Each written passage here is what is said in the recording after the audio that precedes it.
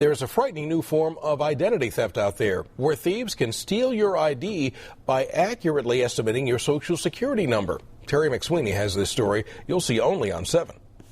I was shocked. John V. of Napa is talking about how he felt when he found out his ID had been stolen. They ran up a bill somewhere between $2,000 and $2,500. It's all in your name? And all in my name. John thinks his ID was stolen from the records at a doctor's office. But there's a new, more impersonal way to steal someone's identification. If you know where someone was born and you know the month in which they were born, you can decode at least part of their Social Security number.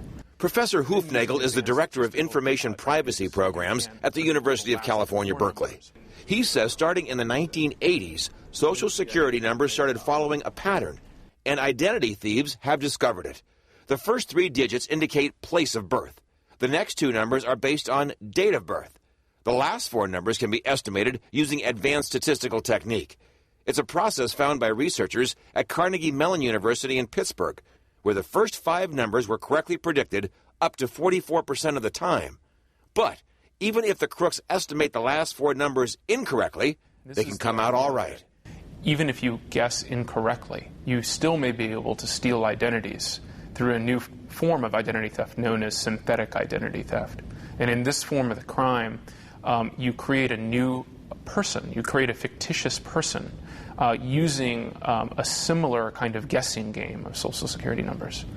Synthetic identity thieves then give a name and post office box to this fictitious person and order dozens of credit cards. Professor Hoofnagel says the Social Security number is an authentic one or close enough to pass credit card fraud security checks.